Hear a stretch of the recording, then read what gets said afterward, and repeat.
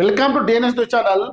నిన్న కరీంనగర్లో రవాణా శాఖ మంత్రి పొన్నం ప్రభాకర్ గారు ప్రెస్ మీట్ పెట్టి ఒక విషయాన్ని చెప్పడం జరిగింది. చూద్దాం ప్రభాకర్ సార్ ఏం చెప్పిండో. రాజకీయ కుట్రతోనే తప్పుడు కథనాలు, చట్టం తన పని తాను చేసుకుంటూ పోతుంది. రవాణా శాఖ మంత్రి పొన్నం ప్రభాకర్ రాజకీయ కుట్రలో భాగంగానే మీడియాలో తప్పుడు కథనాలు ప్రచారం చేస్తున్నారని, దీని వెనుక ఉన్న కుట్రను ఛేదించేందుకు చట్టం తన పని తాను చేస్తుందని మంత్రి పొన్నం ప్రభాకర్ అన్నారు. మీడియాలో వస్తున్న అసత్య కథనాల వెనుక ఎవరున్నా వదిలిపెట్టేదని హెచ్చరించారు. కొంతమంది మూర్ఖులు ప్రభుత్వాన్ని బస్సు పట్టించే విధంగా, బద్నాం చేసే విధంగా, స్వేచ్ఛను హరించే విధంగా మాట్లాడుతున్నారని, నిజంగా ఉంటే ఆధారాలు బయటపెట్టాలని డిమాండ్ చేశారు. గురువారం ఆయన కరీంనగర్లో మకర సంక్రాంతి పండుగ సందర్భంగా గిడ్డ పెరుమల స్వామి దేవాలయంలో ప్రత్యేక పూజలు నిర్వహించారు. అనంతరం మీడియాతో మాట్లాడారు. ముందు నుంచి తమ ప్రభుత్వాన్ని అస్థిరపరిచేందుకు ప్రయత్నం చేస్తున్నారని ఆరోపించారు. తాము అధికారంలోకి రాకముందు కూలిన కాళేశ్వరం ప్రాజెక్టు కూడా తామే కారణమని అసహనంతో మాట్లాడుతున్నారని, దీని వెనుక ఎవరున్నా బాధ్యత వహించాలని డిమాండ్ చేస్తున్నారు. నిన్న రవాణా శాఖ మంత్రి పొన్నం ప్రభాకర్ గారు నిన్న కరీంనగర్లో ప్రెస్ మీట్ పెట్టి ఏం చెప్పిందంటే,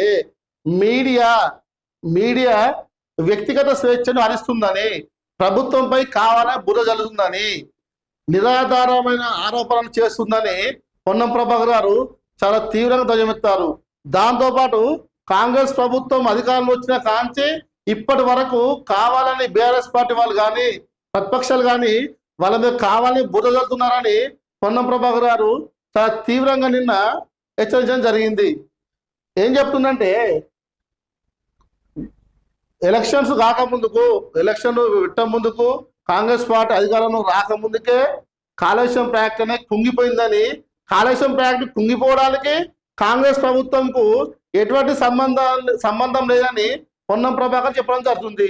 కానీ బీఆర్ఎస్ వాళ్ళు ఏమంటారు, కావాలని కాంగ్రెస్ పార్టీ అధికారంలోకి వచ్చినాక బీఆర్ఎస్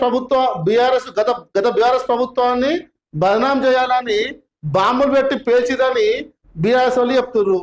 దానికి కాంగ్రెస్ వాళ్ళు చెప్తారు, ఎవరైనా ఒక ప్రాజెక్టు కానీ ఆనకట్టను కానీ బాంబులు పెట్టి పేలిస్తారా? అంత మూర్ఖులు ఎవరైనా ఉంటారా? ఒకవేళ పేల్చేట్టు అయితే మీ దగ్గర ఉన్న వీడియోలు కానీ ఆధారాలు కానీ మీడియా ముందు పెట్టాలని వీళ్ళు డిమాండ్ చేస్తారు. ప్రజలు ఒక డైలమాలో ఉన్నారు. బీఆర్ఎస్ వాళ్ళు చేస్తున్నట్టు వాళ్ళ ఆరోపణలు వాళ్ళు చేస్తున్నారు.